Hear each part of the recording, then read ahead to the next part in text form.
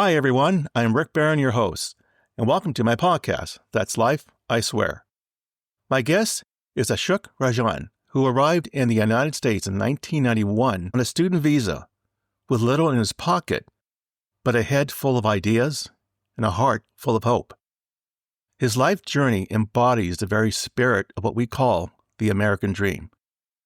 He worked many jobs when he got here while pursuing a master's degree.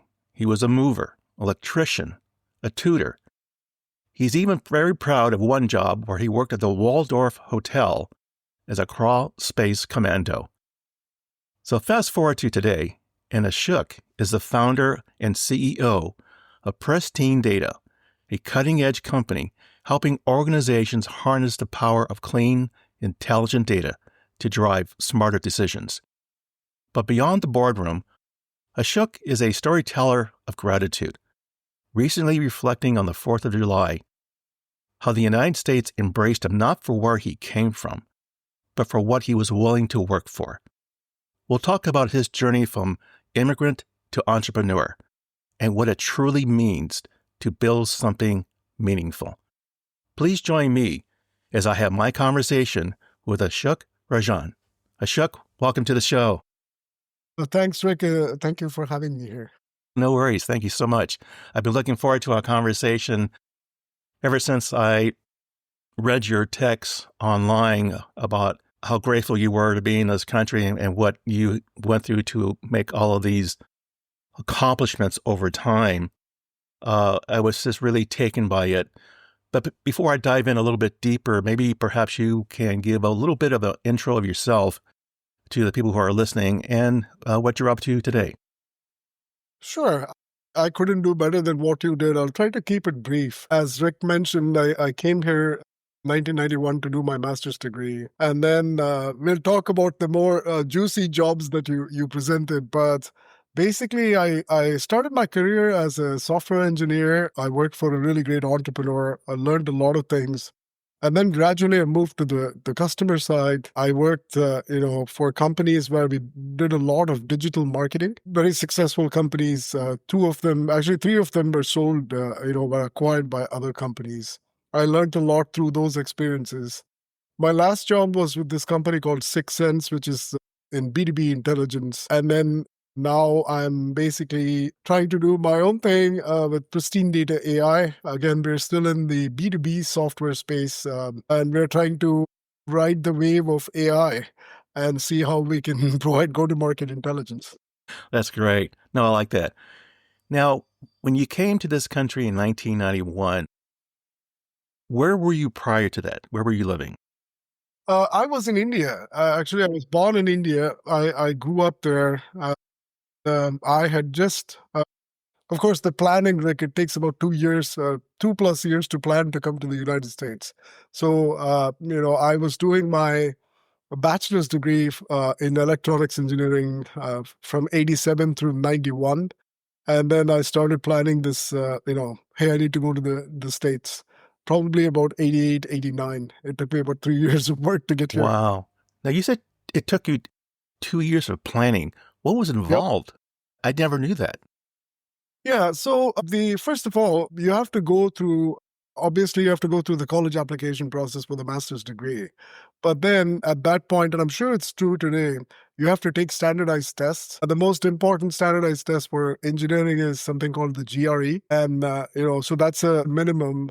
And then, of course, because I came from a country where English is not considered the first language, you also had to do TOEFL. Those were a test of English is a foreign language, so that's a test. I also took tests of written English and spoken English. So these are all standardized tests that were given, and it just takes time. It's not about your diction or how you speak. There are specific things that they expect as part of these tests. So each of them takes a while to prepare. And then the other point is that you have to remember that sometimes I laugh about this and I say how much we've progressed.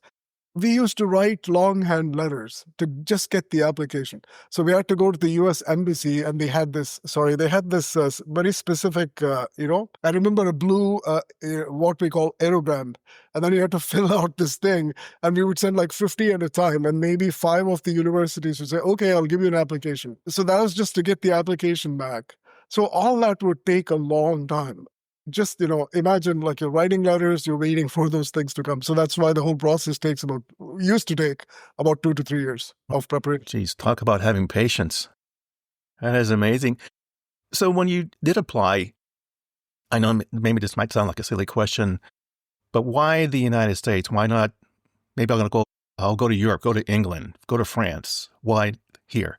Yeah. So one of my, what I would call top 5 favorite books. I was thinking about this. I still I have a copy, and I go read it. It's a book called Cain and Abel, of course, based on the biblical characters, but it's actually written by Jeffrey Archer, an English, I think he was knighted in Sir Jeffrey Archer now. He's written many books, but I believe I read this maybe in middle school or something like that. It's a story of a Polish immigrant who comes to the United States, and, just after World War II. It's all about how he struggles. And then I was just, I fell in love with America then, the concept of the American dream. It's all about, he comes to Ellis Island and all the hardships that he has been through before, and then he goes on to build a hotel empire. So for me, forgive me, Rick, but the fascination for America and what it represented was just there. I couldn't even consider any other country. It wasn't even in part of nothing else. No other country fascinated me so much, saying, hey, we'll open our doors to all kinds of people, but as long as you're willing to come in and work hard. And I think we'll talk about this more. We'll give you opportunities. Don't expect guarantees. All of those things we talked about. So I don't even think I had a second choice. Yeah. I mean, all the choices. No, I totally agree. I think in part there are various sections in our country where people have been, born and raised here. And I think how they are, receiving the opportunities at hand that you almost take it for granted, like, well, this is the way it's supposed to be. I'll give you that. But I think in part, some people overlook the fact that what you are obtaining here in this country cannot be overlooked, because when you look elsewhere in other countries today and what people are facing, I think for some people are facing situations where they have no hope whatsoever. And I think some people kind of miss that. And I think they need to understand that people who come here, they see this country, and I think still as a land of opportunity. I know that's a cliche, but I think people tend to kind of overlook that. I think it's not until you go to other parts of the world, and I've had a chance to travel, and trust me, and I'm sure you've seen this, you get a whole different perspective of what you have. And I've always been very appreciative of that. That's why I think the text that you wrote online about your appreciation on the 4th of July really, really hit me. But getting back to you, when you arrived here, you were already, I assume you were already accepted to go into graduate school. That's right. Now, were you doing all of these jobs that we talked about earlier when we first met as you were going to school, or was it during the summertime? Or no, I was doing this as I was going to school. Wow. I also had I had an assistantship. So what was called, I didn't get it right away. It's called a research assistantship. You have to work with the professor, and then they pay you monies to basically work on some cool projects. I was doing that as well, but that was on and off. But yeah, these jobs that I all the jobs that you listed were part of the. It was, and I'm very blessed. I mean, I really feel. I want to talk about that. You referred to the post. It's something that I meant to share with you. I actually went to the 4th of July parade. They had a flag. They hoisted the flag. It was right by there is a little lake here in Foster City where I live. It was the perfect setting. The afternoon, and I think for the first time in 35, 40 years, I felt emotional about the flag. I just wanted to talk about that. And then that's what caused me to come back and write it. I felt emotional, but I felt, hey, this is a. And then, uh, sorry, I know I will get to your question, No, but no, I'll that's just fine. Please. share this. Even everything that you said, the I think America is the greatest country in the world. I know that some Indian people may listen to this and say, hey, how can you say that? Because again, that's what it is, right? Like how many countries can claim, or show me a country that can claim that, hey, it welcomed immigrants, it gave them opportunities, and then you see some of the greatest successes that we had. No other country has been this welcoming and then created, of course, immigrants have also contributed. I'll not get to that. But I just wanted to call that the reason I wrote was because I was in an emotional state that day. Knowing everything that's going on, I felt, hey, we need to talk about this. And so I'm very grateful for this opportunity to talk some more. Sorry, I lost my train of thought with your question. Was that okay? About, the opportunity that you found when you were coming here to the United States to start your journey, if you will, to, Yep. I guess, where you are today. Yep. Yeah. When I came here, at that point in time, it was clear that the opportunity was in engineering, because I already had a degree in electronics engineering. I was working in computer science, computer engineering in 91, 92. And again, we were doing lots of things that were cutting edge, and learning different things during the time. But that sort of was the journey that I had taken on to say, okay, that's where the big opportunity lies, and then I had the right degree for it to proceed with, and then at least, and that continued. It wasn't easy after that. I still had to go through I remember I interviewed with IBM, and then they weren't sponsoring the visa, and then I had to go through lots of interviews and so on. But I would say that there's so many opportunities, Rick. Again, I think sometimes, even in my mind as I'm speaking about this, at some point I wanted to call out, but the opportunity to actually meet great people along the way, right? Like, hey, we should always measure opportunities as time and money, or opportunity as a job. Just the experience of, these two families that were near and dear to my heart. One was my friend Mike Guida, who is Italian, Italian American, if you want to call him. Great family. First Thanksgiving, and I had so much lasagna. I was like, okay, so grateful. And then, to me, again, just the opportunity to open my mind, because sometimes from the outside you look at it and you go, oh, like, do they have family values? Excellent family values. You look at this family, you're part of it. It's a big, everybody gets together, all kinds of relatives. So just the opportunity to also meet great people along the way, maybe luck.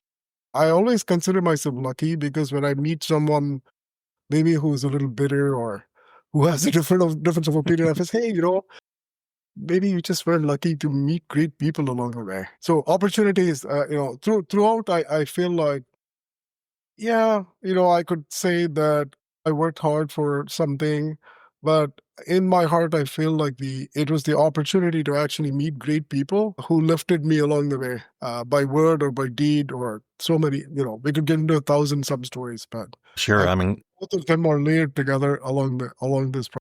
I can only imagine the people that were of such a huge, influence on you, on your journey. And I think going back to where you called out, you were working at the same time you were going for your master's, having to have the discipline to split that time to work, hit the books, work, hit the books.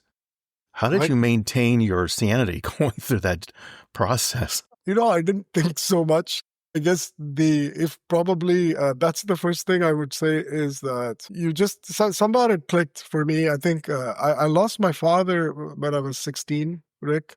So even through the engineering degree, I think I had that. Maybe in the first year of my engineering degree, something clicked in me, something fired.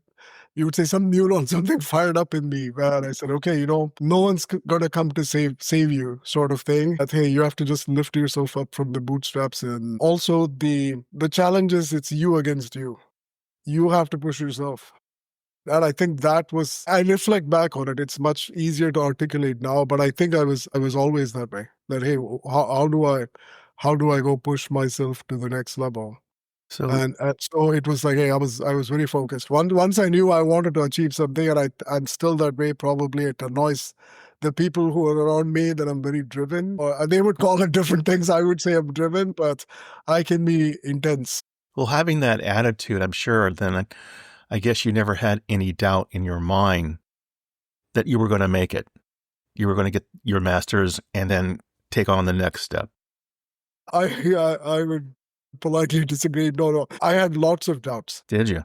I want to, this is, it's, so I did some martial arts too. So during this time in university, that's what has kept me sane is working out. So I would highly recommend this to people that, mental toughness comes from physical toughness. When you're physically fit, and then when you feel you can do certain things. But anyway, I have this story for you. The first sort of semester, we just did katas, which are floor exercises.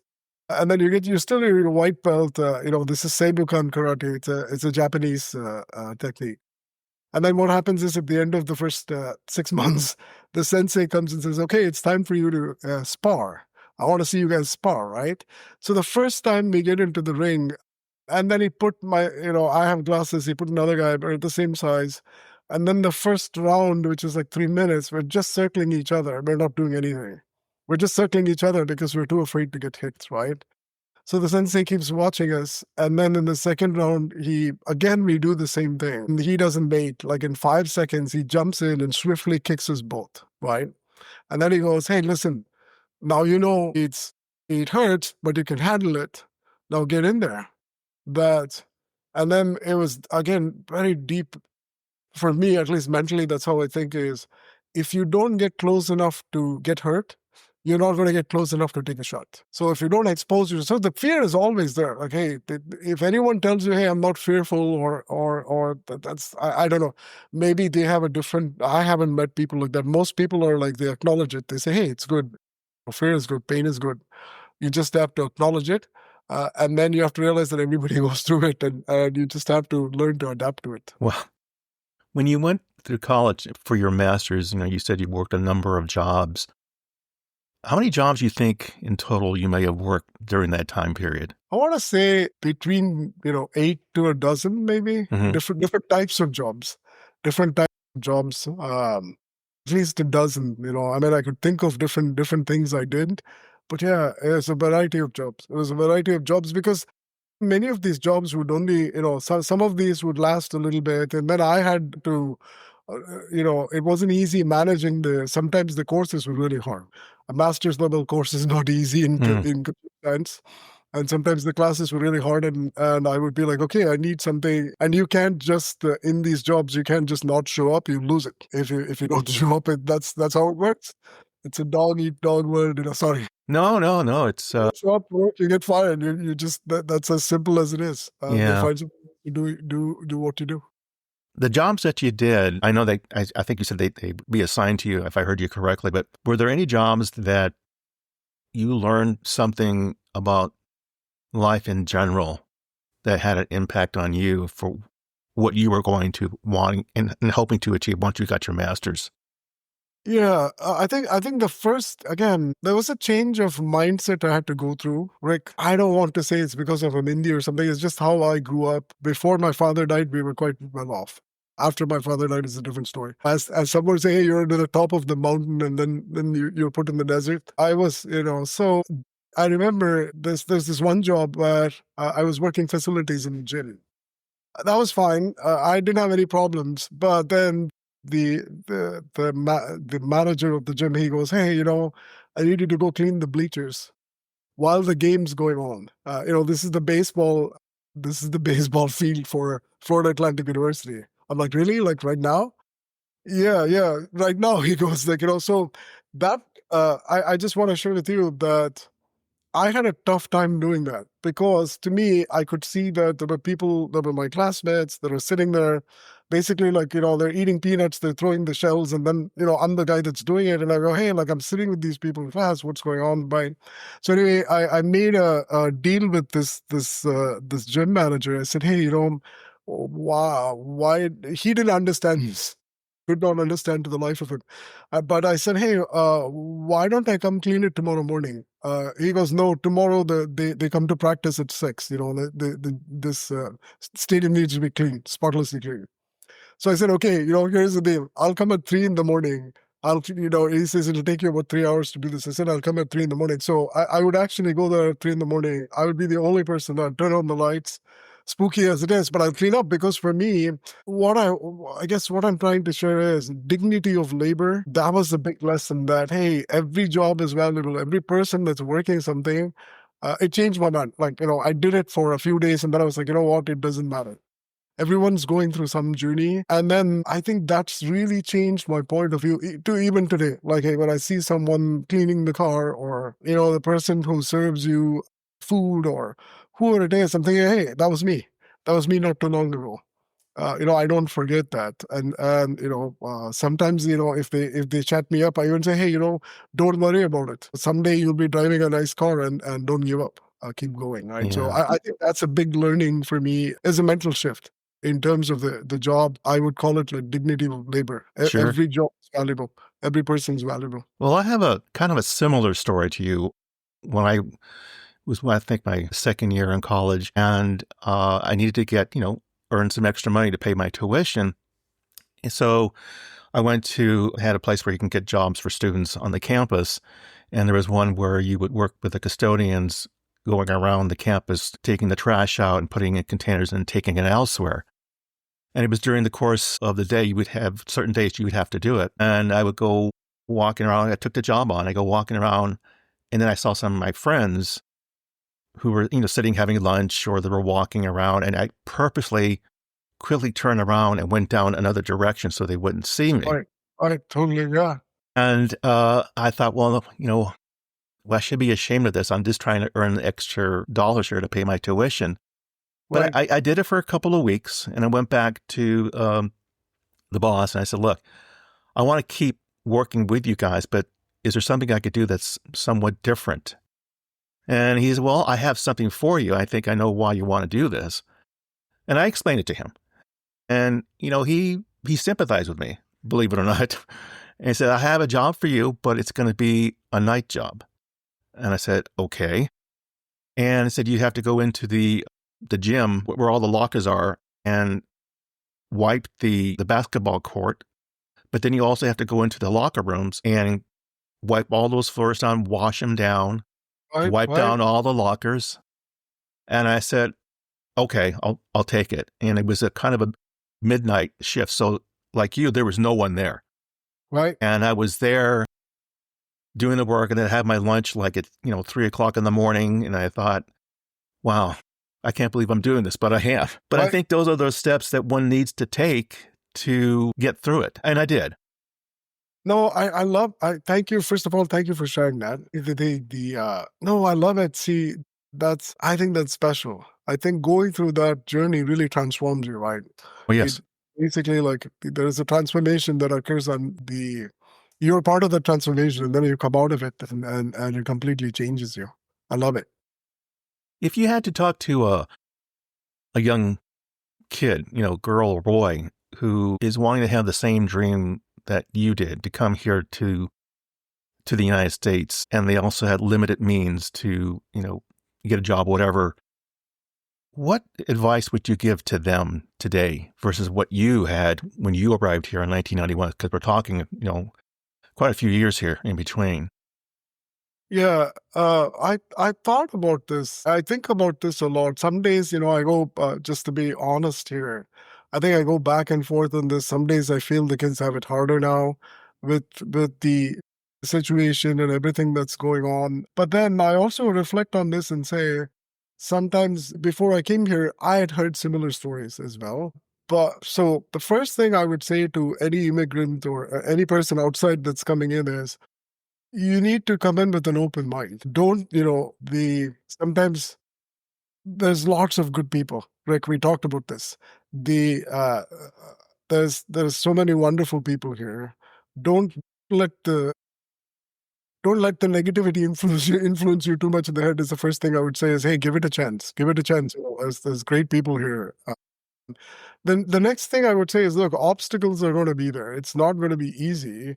If you want some easy way, then don't come here. Hmm. It's not going to be easy. It's going to be hard. But if you're willing to persevere, I joke about this, but I'm not serious. It's like if someone asks me, hey, what's weight loss? The formula is easy. Doing it or consistently over a long period of time is very hard. Eat less, work out more. Hmm. That's it. It's just calorie management.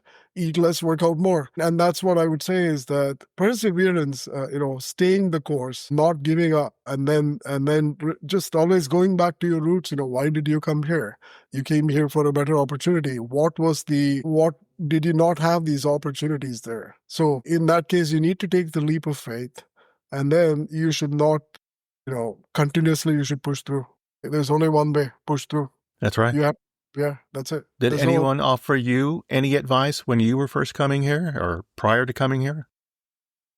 That's very, very similar. I've been very blessed that I've had a few mentors across time. It'll be bad to name one and not the other. There is a whole bunch of people with lots of gratitude for. But yes, the same lessons were given that you have to push through obstacles. That obstacles will come. It's not, the difference is that, again, I think it was said well that everyone faces adversity. There's no one that I'm going to go Zen on this. There's no house without death. There's no one that everyone's going through a journey or some sort of something in their life. No one has it easy. But then the difference is that how do you respond to it? How do you respond to these adverse situations? So I think that's the part that I would say that you have to have that mindset to say, okay, sometimes it gets me down. Even now, if I've had some rough times in the recent past, it can really push you down. It can question you. It can question your judgment. It can question your journey, but then you have to come out of it. Again, it's you versus you. No one else is going to come out and say, hey, listen, this is going to get better or something. You have to Right. get through it. Yeah. No, So those are I things went that through periods yeah. like that when I was going to college because there were times where I wasn't sure I was going to have enough money for tuition the next year. I mean, I was able to achieve it. But I guess that's kind of what you just said, though, kind of made me want to ask you. You said there were times where you had some doubts when you were going for your master's here and then doing all these jobs. Was there, I don't know, sort of like a defining moment that told you, it's tough, but I'm going to make it? And what happened at this moment told me, I'm going to do this. There's no stopping now. No, this is absolutely. I think this was the moment. So I had this. So it's a little story over a 3-month period. I would love to share. Please. First of all, I got this job off campus. It was actually a sweepstakes company. And then I was the database person. At that point, it was, and all I had to do was create reports for people. And these people, it's like what's called as a glorified call center now, but they would call people. Anyhow, a group of us were fired within a month of getting that job, all on the same day. So literally, I went and got a motorcycle, and a friend had loaned me this money because it was too hard for me to commute. I was already in debt. And then this is my best friend, and actually is one of my co-founders of this new company. So he actually loans me this money. He says, hey, it's very hard to see you struggle like this. You need something to go to work. And then Rick, literally the day I go to work with the new bike, and then I was like, hey, you need to take us out. We all go to lunch, and when we come back, all 12 of us are laid off. It's very strange, a bizarre story, but I'll not go down that path. And then what happens is I have no idea what I'm going to do. And then I get this job as the electrician. And then someone says, hey, I heard you're an electrical engineer. Do you have electrical skills? And I'm like, yeah, I'm pretty good with wires and all these things. And then he goes like, hey, okay, I get this introduction. And then I started working with this person, and I had a good gig. So this was, I remember this like yesterday. So it's like September 93. And then I worked through September. And then what happens is the September, maybe some parts of October, and I'm basically wiring people's swimming pools. So I'm the guy that would do your alarm systems. If you needed music in your pool, I'm your huckleberry. I would do all those jobs. I was doing a great job. And then this person that I was working with, he says, "Hey, I have this great project, but I can't, the people can't see you that you're the person that's working. Every day I'm going to take you to this place and you need to come work with me." I say, "What's the work?" And he goes, "Hey, you need to lay a bunch of cable." And so for almost, I would say between 30 and 40 days, every day he would come before sunrise. He would take me in his van, and this, he would put me in the back of the van, close the door. I know this sounds incredulous, but hey, this is my life. I always go to the spot when I'm feeling low. So then he takes me in this van, and then we go into this basement of this building. I don't know what this building is. And then he puts me through this hole, which is a 2x2 in the wall. If you've seen this, and I always when I go to parking garages, I look for this. It's just the strange thing, right? It's one of those things where you say, "Hey, where is this? Where is the crawl space?" That's the crawl space. So then he sends me through this crawl space, and then my job is to move. They had this. I knew that this is some sort of rich person's house building. I didn't know what the building was. And then my job was to move the security cameras and the whole thing, So he had explained the project and then, "Listen, people, they don't like seeing the security desk when they come in. So our job is to move all this stuff, the monitors and everything else, to the basement and to a different cabin. You get these ends of the cable, and then you're going to pull all these cables into this other room," right? So anyway, I had put about 30,000 feet of cable. Okay. So all the cameras, everything else, I pulled it over that 40-day period. And then what happens is that, again, remember that sun up to sundown, I'm in this crawl space. Then it's done. And it takes me, I miss so many things that were going on the other side. I'm ready to graduate at this point. So I didn't have that many classes, but I remember that it took me quite a while to get used to sunlight again, because I'd been in perpetual darkness for like about 40 days, if you can imagine. Like I would only be out in the evenings, which means I came up after sundown. Anyhow, after all this, the guy doesn't pay me. I think that's where I think I hit the rock bottom. I literally hit rock bottom at the point going, okay, I was already in debt. I'm going to finish my schoolwork. I don't have a job lined up. I thought that I was going to make some money. I thought I was going to make a few $1,000s in this process, which again, hey, in $93 was quite a bunch of money, if you can, I'm sure. And then it was just, I thought that I still think I've hit rock bottom a few times, but I think that was absolute rock bottom. Like I didn't know how to take the next forward step. Also, at the same time, I was dealing with some stuff at school. So I'd done my computer engineering master's.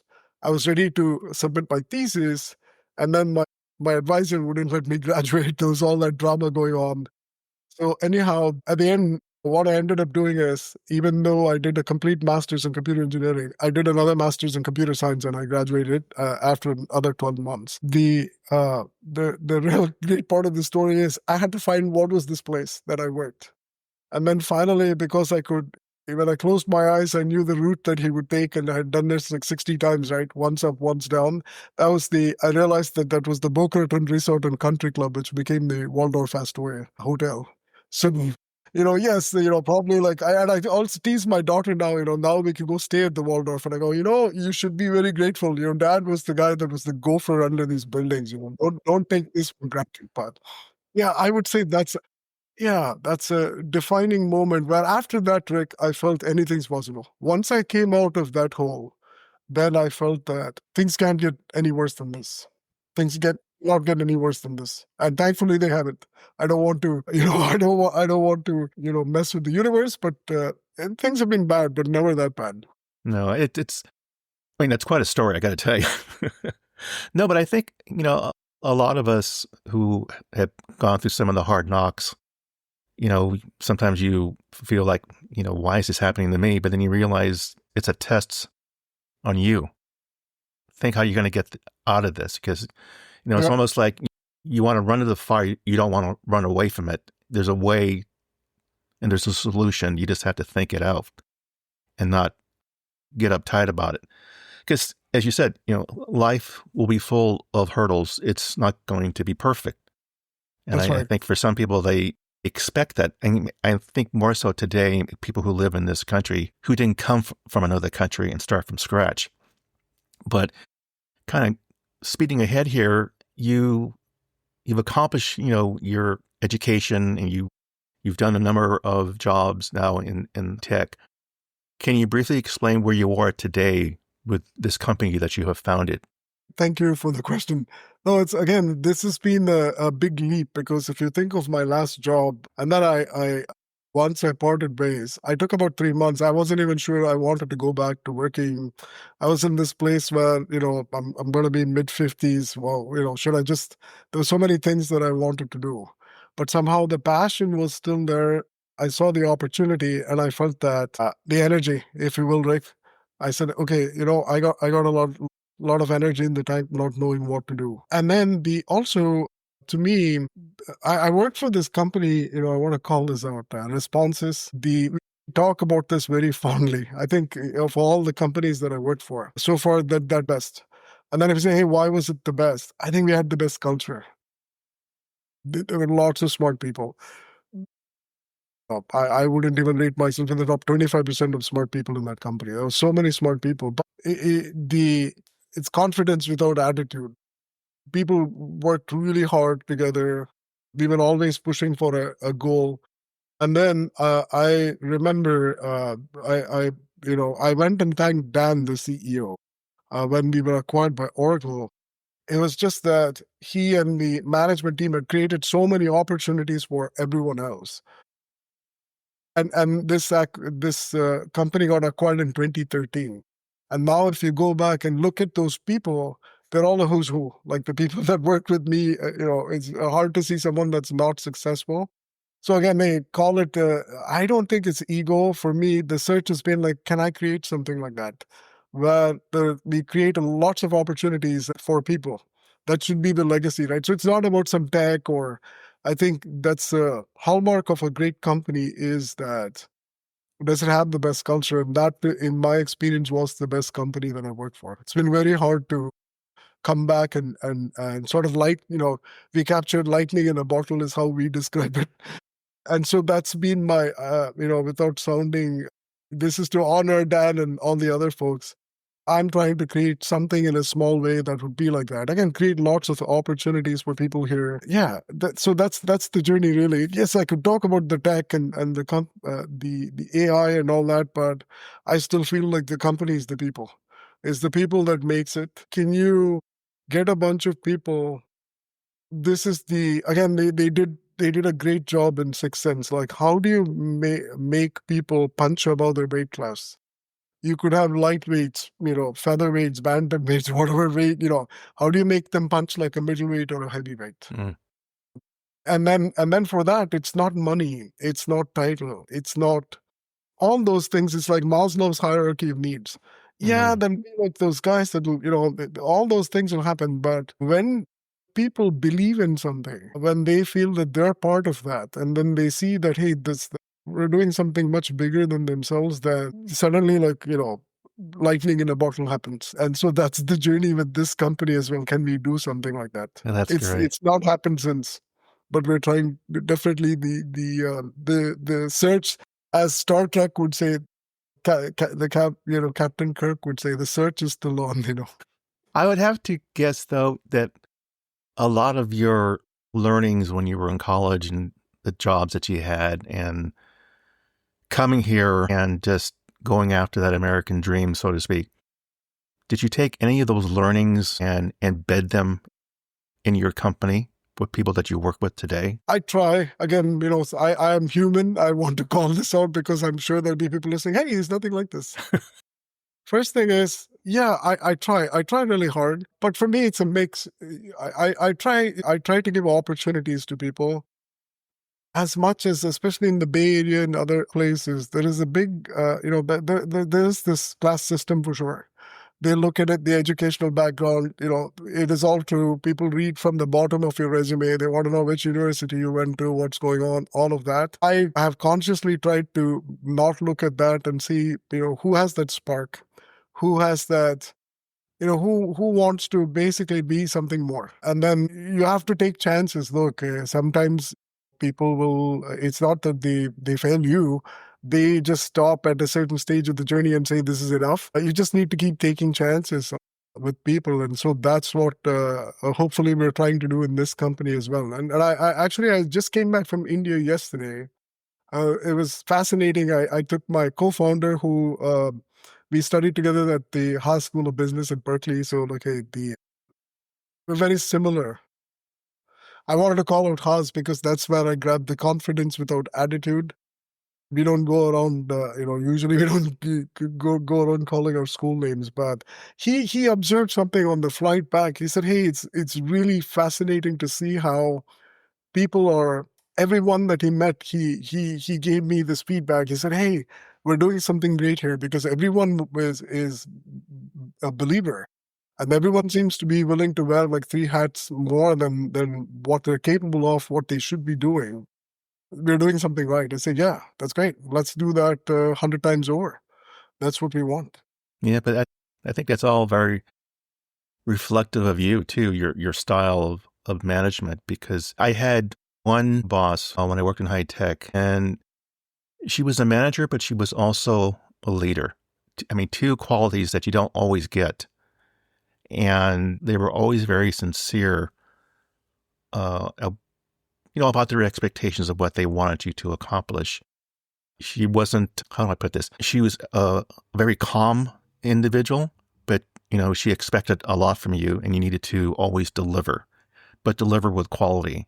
And knowing that what you did, you learned something from it as well, because she would do that to me a lot when I did some projects.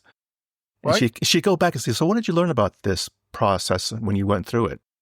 And I thought, no one's ever asked me that. But I learned so much from her. And I think she was such an open book. She would encourage you to have one-on-ones with her. And she was very discreet. She said, anything we say in this room stays in this room. So you could be very open. I mean, she would even share things. I thought, gosh, I'm surprised she's even sharing this with me. But it gave me a sense of feeling, well, if she's willing to do this, then I'm going to open myself up as well. And the dialogue going forward was just, there were no surprises. You knew the expectations, but you'll have managers like that sometimes, and you'll have managers like, I got to get out of here. Rick, I want to call something out, and I think that's also speaks volumes about you. My experience is that it's a two-way street. Again, heard this somewhere. Everyone receives advice. The wise profit by it. So sometimes I would say this, and I think people would say this about me, and I'm being reflective and I'm self-aware, that they would say, hey, this guy tells too many stories, or, there's two schools of thought, right? Like either there are people who are like, he's sharing this because he wants you to, because people have done that for me. You don't have to go through the experience to learn something. Like, do you really need to put your hand in fire to learn that fire is hot? Or would you listen to someone else who says, hey, if you put your hand on the fire, you're going to burn your hand? So I can say that, but that's like one hand trying to clap. It really requires the other person. And I think that says a lot about you, that you're willing to take that and absorb that and then actually have that dialogue. And in my experience, I would say those are the most successful people that I've met that actually engage with you and say, hey, give me more of that, or tell me, here's my perspective on this. The worst thing to do is to ignore it. Look, I'm not saying that you need to, I come from a better place. Again, learn from my mentors that you can both learn and unlearn. You can look at someone and say, I don't want to be like that. That's learning as well. That's unlearning and saying, okay, that's my style is different. But if you're not open to that, then nothing happens. Yeah, right? I mean, So I'm, that says a lot about you that, hey, thank you. Good on you. Yeah. I'll tell you one more story. It was with the same, she was a director, the same person. And she had an employee who wanted to take on a role, but they didn't really have, for lack of a better word, their credentials to take on that role because they weren't going to be successful in doing that job. And they just couldn't understand the critique that my director was giving them. And then one day, they sat next to me and they would kind of share the story. And I said, I don't think you understand. It's not that she doesn't want you to take that job. She doesn't want you to take on that job and fail. I think you're missing the point. So without him knowing it, I went to go talk to my director. I shared what he wanted to do. And he said, okay, how about if we do this? How about if you train this person? And when they can prove from the syllabus and understand the methodology of how you perform this task, Right? give me the evidence and then we'll critique it. And then if he can do that, we'll give him the job. Long story short, we went through the process. And after I got through training him, he came back and he said, why don't you take the time to want to help me? I said, it's pretty simple. We're a team.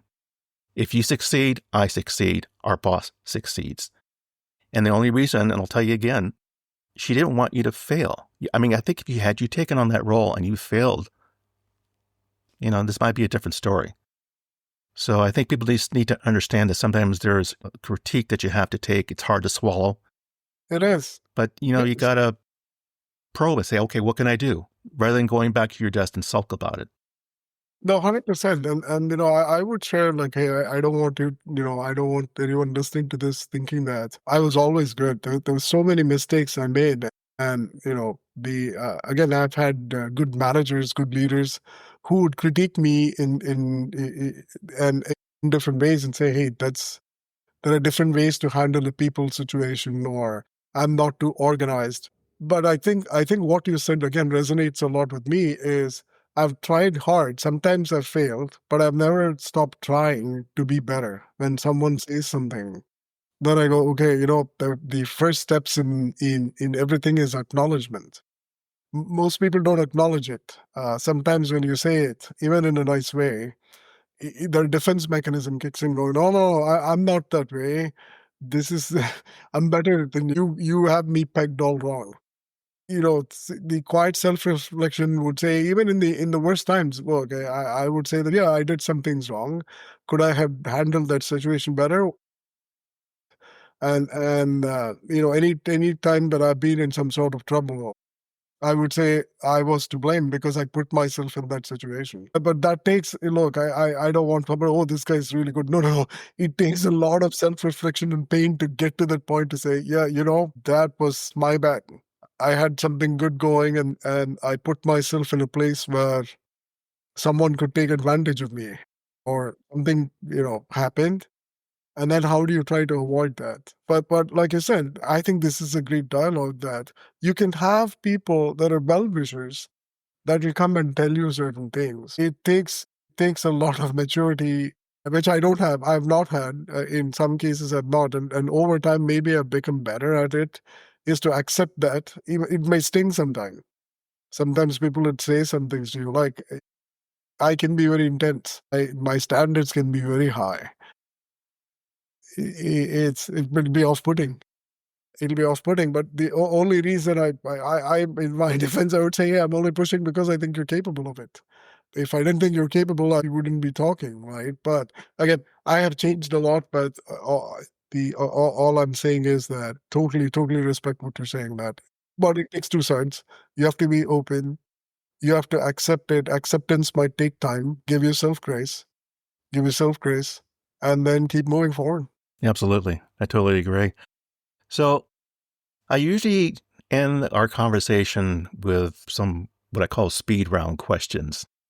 Okay. So I'm just going to ask you 5. They're pretty short. So I'm going to start off with the first one. What was the best live concert you ever attended and why? Songs of Faith and Devotion by Depeche Mode, 1993. That's the best. Again, it was a transformative experience. I love Depeche Mode, but I think just going to that concert was something else. I could talk for hours. Songs of Faith and Devotion. Yeah, best album. That's best great. concert. Yeah. What do you wish you had more time to do? Read. Yes.